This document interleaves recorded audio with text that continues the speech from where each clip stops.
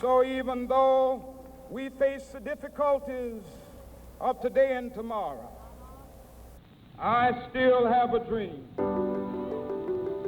It is a dream deeply rooted in the American dream. Dr. King once said, whatever affects one directly affects all indirectly.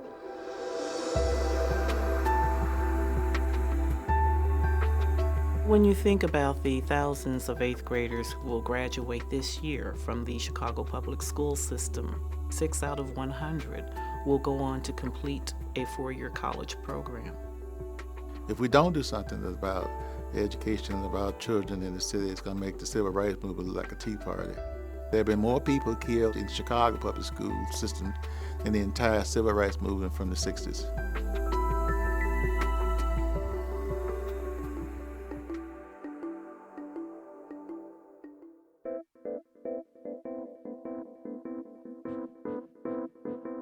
The ultimate measure of a man is not where he stands in moments of comfort and convenience, but where he stands at times of challenge and controversy. When I became a teacher on the West Side, one of the things that I learned very early on is how many challenges our kids faced. And that either leaves you one of two ways. It either leaves you despondent or it gets you fired up. And I was 23 and idealistic, and so I fell naturally into the fired up category. We've got to do something about this. He couldn't come in and just say, we're going to do this. He had to really prove to us that he really was genuinely concerned about our children in this community. As a teacher on the West Side and being a police officer, we felt that he had some credibility, that he knew what our concerns were as a parent, as community members, and some of our concerns and problems within the community. One of the biggest challenges early on was that ICTC was built around placing recent college graduates in some of the toughest teaching environments and in classrooms and some of the most challenging communities. People at the time felt that it couldn't be done, that you couldn't take people right off the college campus and put them in the classroom without all sorts of formal processes to prepare them for that experience. It's that precise challenge that enabled us to attract some of the nation's top talent to Chicago to work in the communities that ICTC has always served.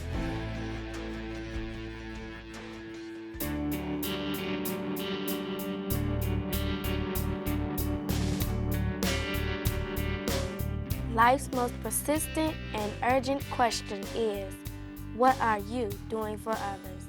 The time is always right to do what's right.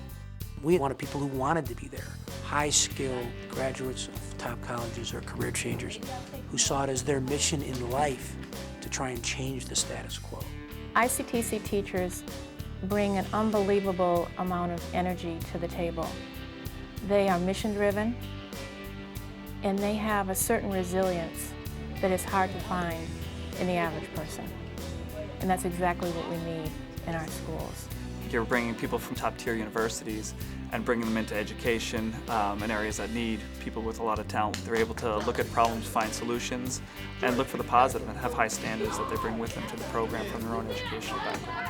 I firmly believe that every child in our country deserves to have an excellent education, and I think that students are not always afforded that opportunity, particularly along the lines of race and socioeconomic status. And I just think it takes programs like ICTC to help inundate our schools with people who really believe that our children can succeed and deserve to succeed.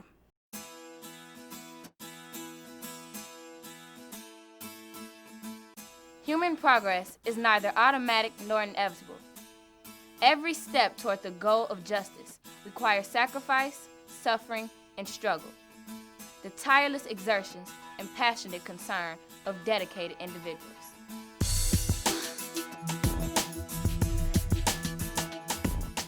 We took their talents, we took their passion, we took their ability, but we instead focused then on how do we make them effective. And Pat came up with the idea that we can find a way to find an alternative certification process which will permit these youngsters, young people right out of school, to serve in a very meaningful way. And then there's the coaching that we do, the developmental coaching, where we have master teachers who walk beside you, sometimes holding you up, sometimes pulling you along, but always working with the idea that you'll be a good teacher for children.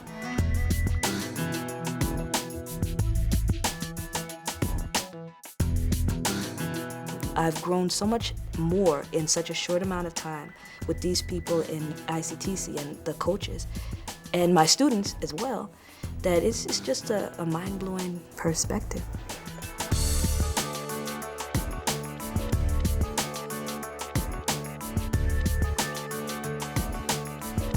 I'll never forget the day that I actually did get the award, and just the amount of support that you get from your school community of people coming out saying that you did this for the students, or you did this for my child.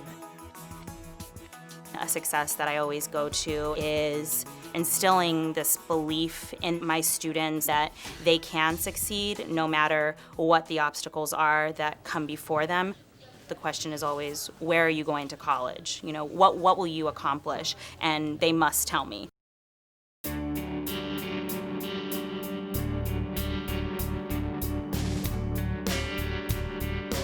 We have all come on different ships, but we are in the same boat now.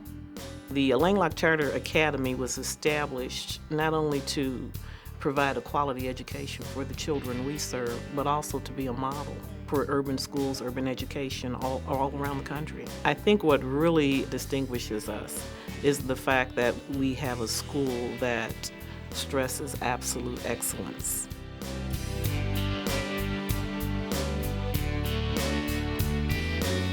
My son wants to be a doctor, and my daughter wants to be an artist. I had aspirations for my son being an educator, a teacher, and my daughter being the doctor. But their hearts are set on, and their minds are set on being a doctor and an artist for some reason. I'm loving it. Their test scores above average, and because of that, they have the greatest opportunity to have scholarships for high schools as well as colleges.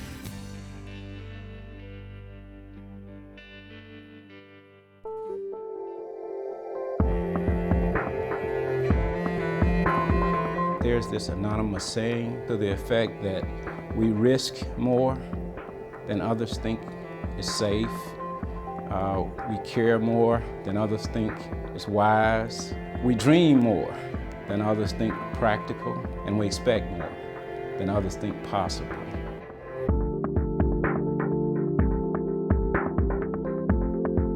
There are some serious challenges in the educational systems today around the country. And I think that one of the major challenges is the long-range commitment to do whatever it takes to fix it.